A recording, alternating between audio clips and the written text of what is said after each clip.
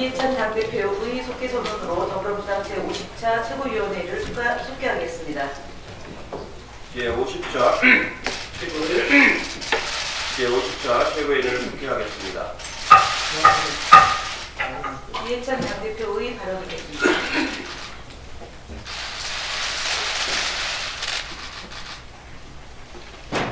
네, 저는 어제 대한상의가 주최하는 경제계 신년 모임에 참석을 했습니다. 박용관 회장께서 성장과 분배의 이유법적인 부분을 넘어서야 한다고 말씀하시면서 경제와 사회라는 전체적인 관점에서 현안을 해결하자는 그런 제안을 하셨습니다. 김주영 한국노총위원장님도 사회적 대화가 필요하다는 걸 강조하셨고, 민주노총 김명환 위원장님도 경사노의 참여를 시사했습니다. 모든 경제 주체들이 1년 보상을 이렇게 종합해서 보면은 사회적 대화를 통해 다 함께 잘 사는 대한민국을 만들겠다는 그 의사를 표명하는 것으로 보입니다. 실제로 그렇습니다. 사회적 대타협을 이룬 나라들만이 3만 불을 넘어서 4만 불까지 갈 수 있었고, 그렇지 못한 나라들은 3만 불 근처에서 정체되고 말았습니다. 이제 서로 간의 간극을 좁혀나가자고 하는 그런 마음으로 신년을 맞이했으면 좋겠습니다. 어제 저는 명동을 방문했습니다. 관광계 사람들하고 대화도 하고 몇 군데 각 상점도 들려봤는데, 중국 사람들이 적게 오는 반면에 동남아 관광객들이 많이 와서 아주 최고조에 달했을 때의 85% 정도는 회복되었다는 얘기 들었습니다. 점차적으로 좀 관광산업이 회복되어가는 기조를 보이고 있는데, 앞으로도 이런 고용 창출할 수 있는 그런 현장들을 자주 방문해서 기업인들의 애로를 잘 듣고 당정협의를 통해서 반영해 주도록 하는 것이 매우 중요하겠습니다. 오늘은 민생경제 관련 4개 의원회 연석회의를 개최할 예정입니다. 국가경제자문회의, 혁신성장위원회, 관광산업 활성화 대책특위, 자본시장 활성화 특위, 4개 특위가 가동 중에 있는데, 오늘은 4개 특위의 위원장님들하고 종합적으로 민생경제를 살피는 간담회를 하도록 하겠습니다. 이어서 사회 분야라든가 이런 분야도 연석회의 같은 것들을 이어나가도록 하겠습니다. 이상입니다. 다음으로 홍영표 원내대표의 말씀드리겠습니다. 2차 북미 정상회담 개최를 위한 준비가 우리 이뤄가고 있는 것 같습니다. 조금 전 CNN은 미국 정부가 2차 정상회담 후보지를 발표했다고 보도했습니다. 어제 트럼프 대통령도 김정은 위원장의 친서를 받은 사실을 알리면서 멀지 않은 미래에 2차 정상회담을 준비할 것이라고 말했습니다. 김정은 위원장의 신년 메시지에 대해 미국 정부가 긍정적으로 받아들이고 있다는 점을 보여주는 바람입니다. 2차 북미 정상회담 일정이 조속히 확정되고 기획화를 위한 협상이 다시 속도를 내기 바랍니다. 기적과 같이 찾아온 한반도 평화의 기회를 올해 반드시 열매 맺는 해로 해야 합니다. 연초 북미 정상회담과 남북 정상회담이 다시 열리면 한반도 기획화와 평화 체제 안착을 위한 실천적인 단계로 돌입할 수 있다고 확신합니다. 한반도의 완전한 비핵화와 항구적 평화를 정착시키는 원년이 되기를 기원합니다. 우리 기업들이 새해 활발한 경제 활성화 의지를 밝히고 있습니다. 기업마다 많은 어려움이 있을 것이라고 걱정을 하면서도 미래를 위한 도전을 멈추지 않겠다는 의지를 밝히고 있습니다. 우리 기업들이 도전이 좋은 결실을 맺기 기대합니다. 경제의 역동성을 살리기 위해서는 기업들의 혁신이 있어야 됩니다. 특히 4차 산업혁명 시대에 대비해 우리 기업들이 새로운 가치를 만들어내고 글로벌 시장을 주도하는 패스트 무버로 거듭나기를 바랍니다. 우리 민주당은 정부와 함께 기업의 혁신 노력을 적극 지원하겠습니다. 지난해 우리 당은 규제 혁신 4법을 통해 혁신 성장의 기반을 마련했습니다. 규제 혁신 4법의 핵심인 규제 샌드박스가 이달 17일부터 본격 가동됩니다. 규제 샌드박스를 통해 기업들이 마음껏 혁신 역량을 발휘하고 4차 산업혁명 시대를 주도한 신기술, 신산업이 만들어질 것입니다. 수소 충전소 입지 규제 해제, 침 한 방울로 중증 질환을 진단할 수 없는 기술 개발 등이 이미 규제 샌드박스를 통해 추진되고 있습니다. 앞으로도 인공지능, 빅데이터 등 4차 산업혁명 시대를 주도할 기술이 규제 샌드박스를 통해 상용화될 것이라고 기대합니다. 이를 통해 더 많은 혁신 기업가들이 나왔으면 합니다. 새해에도 우리 당은 기업의 혁신을 뒷받침할 입법에 최선을 다하겠습니다. 이상입니다. 네, 다음으로 박영훈 최고위원의 말씀 듣겠습니다. 네, 새해 들어서 우리 사회 각 분야가 혁신을 통해서 새롭게 도약하자는 그런 의지를 가지고 있습니다. 저는 자유한국당을 비롯한 정치권에도 이런 제안을 하고 싶습니다. 지금 자유한국당이 연말부터 해온 정치 공세는 몇 가지 특징이 있습니다. 첫째는 문재인 정부가 과거 어느 정부보다도 법과 원칙에 따라서 국정을 운영하고 있다는 사실을 스스로 공세를 통해서 확인해주고 있는 것입니다.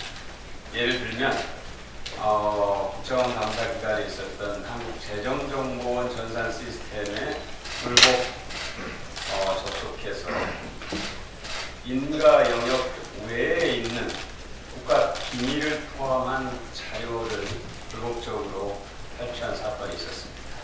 이 자료를 갖고 마치 청와대가 엄청난 잘못을 하는 것처럼 공격을 했지만 결과는 청와대가 정말 국가 원칙과 규정에 따라서 직무를 수행했고 예산도 정말로 국민들이 깜짝 놀랄 정도로 꼼꼼하고 정확하게 정직하게 사용해 왔다는 것을 확인해 준 사실이 있습니다. 김태우 수사관의 경우도 마찬가지입니다.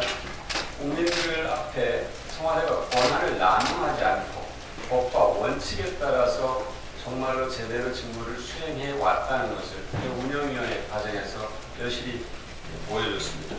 두 번째 특징은 비리와 불법 행위에 근거해서 무모한 정치 공세를 한다는 것입니다. 불법으로 탈취한 국가 기밀 그리고 비리 혐의로 조사를 받는 사람의 말에만 전적으로 의존해서 정말 비이성적 정치 공세를 하고 있다는 것입니다. 실제는 민생을 골몰로 하는 것입니다. 국감장을 정쟁장으로 만들고 또 산업 현장에서 생명을 지키기 위한 김용균 법을 골모로 삼은 것이 대표적인 사례입니다.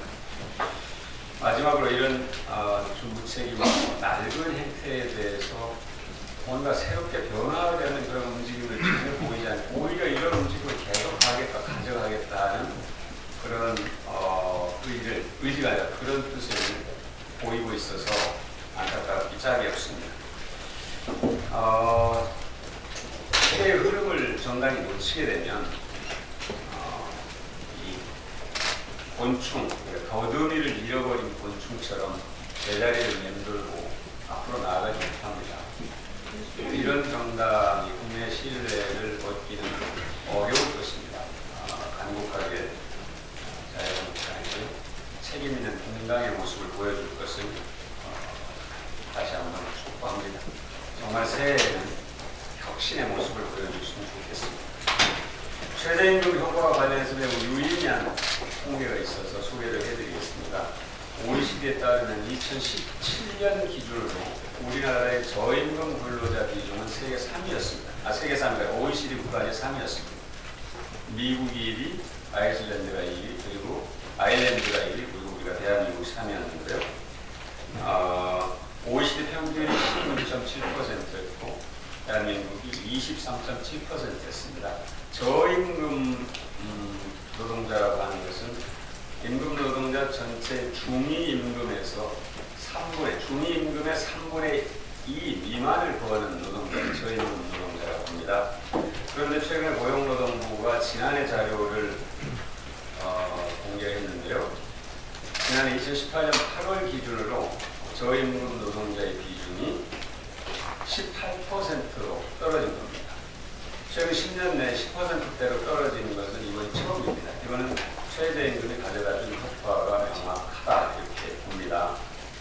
그런데 이런 긍정적인 흐름이 굉장히 많이 있음에도 불구하고 최저임금이 마치 문제의 근원인 양 이렇게 얘기하는 것은 합리적이지 않다, 합리성이 결여된 비판이다 이렇게 말씀을 드리겠습니다.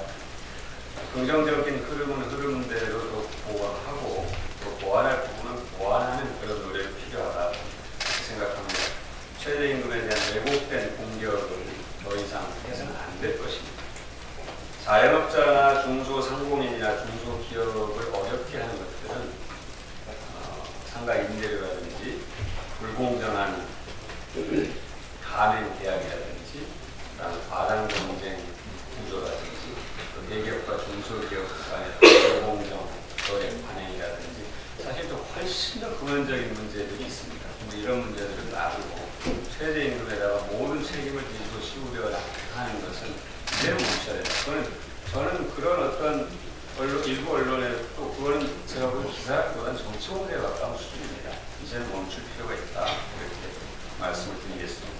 그리고 말씀드린 것처럼 최저임금이 갖고 있는 강점을 살려가면서 일부 보완할 부분은 보완해 나갈 것이라는 점을 말씀드립니다. 이상입니다. 다음으로 김혜용 최고위원을 나가겠습니다. 예. 지난 12월 본 의원실에서 진행한 2차 공공기관 이전 관련 인식조사에 따르면 응답자 중 62%가 2차 공공기관 이전이 지역균형 발전에 기여할 것이라고 답했습니다. 1차 공공기관 이전이 지역 발전에 기여했다고 응답한 비율도 과반수가 넘는 55.3%에 이르렀습니다. 1차 지방 이전 대상 공공기관 중 나머지 6개 기관의 연내 이전과 더불어 2차 공공기관 추가 이전이 적극적으로 검토되어야 할 이유입니다. 우리나라 면적의 12%인 수도권의 전체 인구의 50%가 밀집되어 있습니다. 지역 시도들은 이미 급격한 인구 감소를 겪고 있습니다. 보수 정권 동안 국가 균형 발전은 수도권 논리에 따라 뒷전으로 밀려났습니다. 2008년 이후 새로 설립된 공공기관 105곳 중 절반이 넘는 54곳이 수도권에 자리 잡은 것이 그 증거입니다. 지역이 살아야 경제가 살고 나라도 삽니다. 부산의 경우 금융중심지로 지정된 지 10년이 지났지만 지난 정권 동안 공공기관 이전 계획을 제대로 세우지 않으면서 금융중심지라고 부르기에 민망한 상황입니다. 한국산업은행, 한국수출입은행 등 금융중심기관 이전을 통해 명실상부 동부가 금융허브로 거듭나는 것이 국가균형 발전의 견인에도 큰 힘이 될 것으로 생각합니다. 지역의 활력을 불러일으킬 국가균형 발전 완성은 우리 정부와 국민의 꿈이기도 합니다. 문재인 정부는 교육, 교통, 문화, 복지 인프라를 지속적으로 확충해서 혁신도시가 정주도시로 자리 잡을 수 있도록 정책을 추진하겠다고 밝혔습니다. 공공기관 이전을 통한 직접 효과와 생활형, SOC 지원 등이 접목된다면 반드시 지역에 활로가 열릴 것입니다. 국토균형 발전은 선택이 아닌 지역의 생존 문제입니다. 공공기관 추가 이전이 국가균형 발전과 미래를 위한 국가적 과업이자 수도권과 지역의 양극화를 완화하는 해법입니다. 공공기관 이전 검토와 실제 이전까지 수년이 걸리는 만큼 연초부터 속도감 있게 추진해야 합니다. 조속한 공공기관 추가 이전으로 국가균형 발전의 불씨가 되살아나기를 희망합니다. 이상입니다. 다음으로 박주민 최고위원을 발언하겠습니다. 예.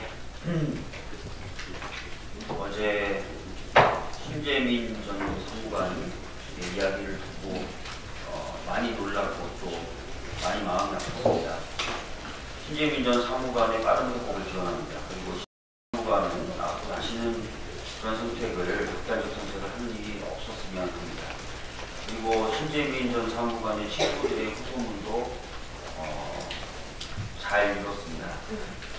최근 상황에 대해 김동연 전 부총리가 소신이 담긴 정책이 모두 관철되는 것은 아니다. 소신과 정책의 종합적이고 합리적인 조율은 다른 문제다라고 말했는데 공감이 갑니다. 정부에서 정책을 만들어내는데 다양한 의견이 있을 수 있습니다. 그렇기 때문에 정책 결정 과정은 다양한 의견을 취합하는 과정이라 할 것입니다.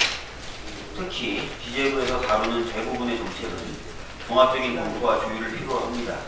어느 한 국이나 과에서 다루거나 결정할 수도 있지만 많은 경우에 여러 측면 그리고 여러 국의 의견을 듣고 판단하고 결정하는 일이 많고 심지어는 다른 부처, 청와대, 나아가서는 당과 국회와 협의하는 과정에서 보완될 수도 있습니다.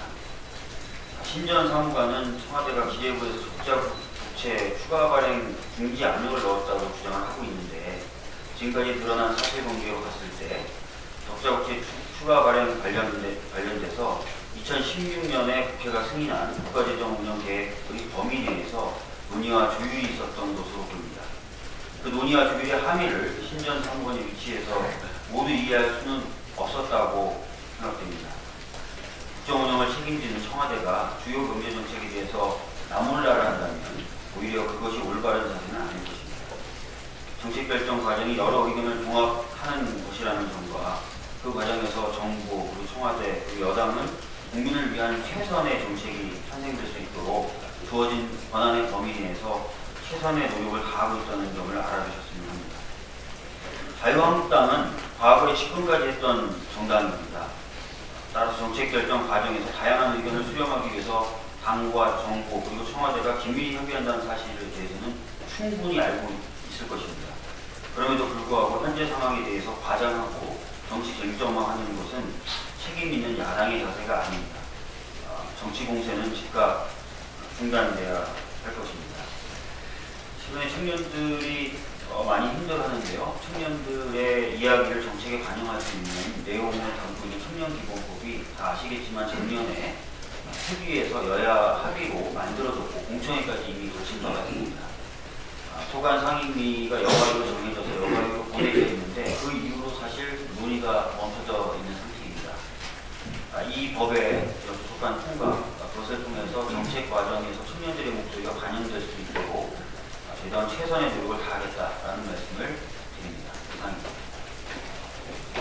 다음으로 손흥 최고위원의 발언이겠습니다.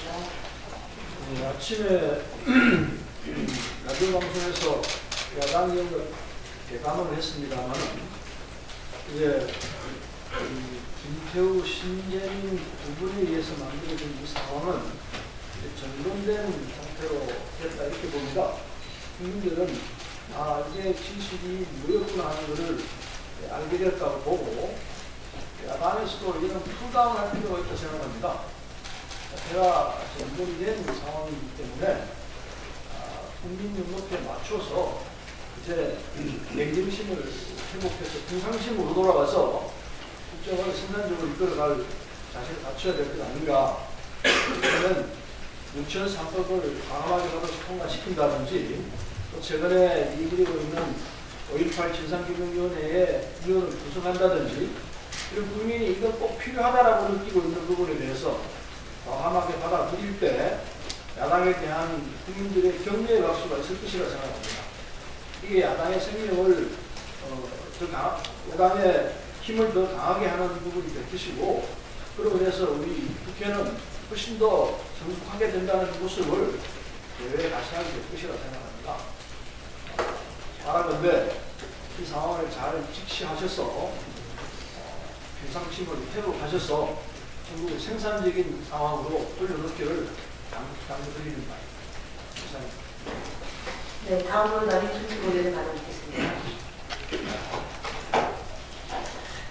네, 저는 어제 작년 말에 한자역에서 정말 비참하게 살게 고 임세원 교수님의 재래시장을 다녀왔습니다. 이쪽을 만나서 위로를 했고요. 고 임세원 교수는 지난 20년간 우울증과 불안장애 환자를 돌보면서 100여 편의 논문을 국내 학술지에 발표한 정신건강학 권위자이며 그 한국형 표준 자살 예방 프로그램 보고 듣고 말하기의 개발 책임자로 우리나라 자살 예방의 선도적인 역할을 수행해 오신 분이었습니다. 유족들께서는 그 안전한 진료 환경을 만들고 마음이 아픈 사람들이 편견과 차별 없이 언제든지 쉽게 도움을 받을 수 있는 사회를 만들어 달라는 고 임세원 교수의 유지를 말씀하셨습니다. 지난해 말 우리 국회는 응급의료 등산자 폭행에 대한 처벌을 강화하는 응급의료법 개정안을 저희가 통과시켰습니다. 그러나 이제 응급실 외에 그 진료실에서 발생하는 의료인 폭행에 대해서는 물론 현행법도 헌법보다는 강화되어 있지만 이보다 더 가중 처벌해야 한다라고 하는 의료법 안이 지금 상정이 되어 있는 상황입니다. 어쨌든 이렇게 사후 처벌도 강화를 해야 되겠지만 이에 못지않게 사전 예방도 매우 중요하다고 생각합니다. 우리 당은 이제 신경외과 출신, 의사 출신인 일기 의원을 팀장으로 하는 안전한 진료 환경 구축 TF를 운영하기로 했고요. 보건복지부와 대한의사협회 등과 협의해서 진료실 내에 여러 가지 예방할 수 있는 대피 방법이나 신고 체계, 의료인 보호를 위한 여러 가지 병원 내 매뉴얼 등을 마련할 예정입니다. 이것만 가도 되는 것은 아니라고 생각을 하고 있고요. 지금 이제 이게 문제가 발생됐던 원인들을 여러 가지로 좀 저희가 지금 검토를 하고 있는데요. 특히 이제 정신건강 서비스를 받아야 되는 그런 환자들이 등록되어 있는 비율이 30%에 불과할 예정입니다. 그래서 정신질환자가 퇴원해서 지역사회로 들어왔을 때 지속적으로 케어를 할 수 있는 커뮤니티 케어가 올해 시범사업이 본격적으로 시작이 됐는데요. 이 부분을 보다 서둘러야 된다라고 하는 그런 제안이 있습니다. 그럼 뿐만 아니라 이런 정신질환자들이 지역사회로 들어왔을 때 중증 질환자의 경우에는 외래 치료 명령을 할 수 있는 지금 법안이 논의가 되고 있는데요. 여러 가지 관련한 법을 묶어서 지금 임세원법으로 저희가 정리를 해서 이 부분이 이번에 국회에서 조속히 처리될 수 있도록 최선을 다하겠다는 그런 약속을 말씀드립니다.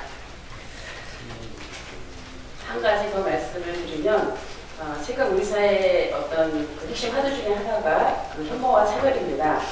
인터넷이 불편한 이후에 혐오 표현은 우리 사회 문제 핵심으로 진입을 했고요.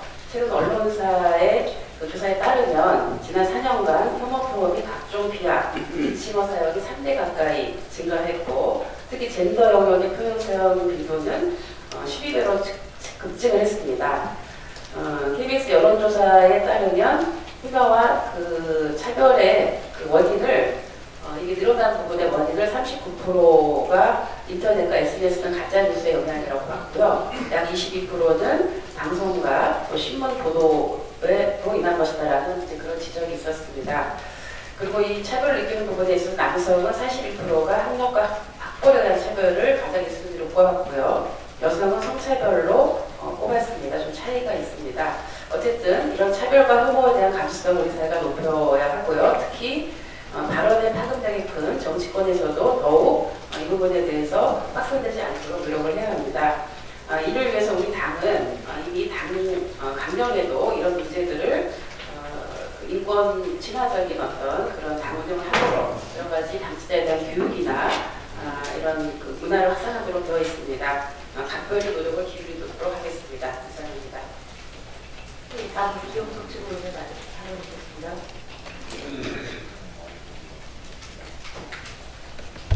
예, 다른 최고위원님들의 언급이 있었습니다만 새해 들어서도 자유한국당의 빨길 좌충우돌이 도를 넘어서고 있는 것 같습니다. 지난 12월 31일 국회 운영위원회의 질의 과정을 지켜본 국민들은 어떤 근거나 증거도 제시하지 못하고 소리만 질러대는 이 자유한국당 의원들이 한심하다 못해 측은하다는 생각마저 들었다고 합니다. 이제라도 새해에는 자유한국당이 찌라시나 쫓는 그런 찌라시 정당으로 전락하지 말 제1야당의 채통을 지키는 공당으로서의 역할을 해주실 것을 다시 한번 기대합니다. 새해 들어 광주역 일자리에 대한 희망의 메시지에 지역민들의 기대감이 커지고 있습니다. 지난 2일 문재인 대통령께서 신년회를 통해 광주형 일자리는 우리 사회가 사회적 대타협을 통해 상생의 일자리 모델을 만들 수 있는지를 가늠하는 척도가 될 것이다 이렇게 말씀하시면서 이것은 광주 지역의 문제가 아니라 모든 국민이 함께 힘을 모아야 한다고 강조하셨기 때문입니다. 이러한 대통령의 강한 의지를 뒷받침하기 위해서라도 광주시는 조속한 시일 내에 흐트러진 협상 주체들의 추진 동력을 재가동해서 광주시와 그리고 지역 노동계, 현대 자동차 등 이해 당사자가 함께 대승적 결단을 조속히 내려주실 것을 거듭 희망합니다. 감사합니다. 네, 감사합니다. 이상 모두가 요즘 교육제도 혐오와 차별에 관한 당내의 어떤 인식 그런 부분을 강조를 하셨는데 김혜영 최고위원께서 그 대학생위원회하고 청년위원회는 공동으로 이런 혐오와 차별 문제에 관한 그 토론에 이것을 추가하는 해주시면 좋을 것 같습니다. 이상 모두가를 마치 회의를 비공개로 주관하겠습니다. 언론인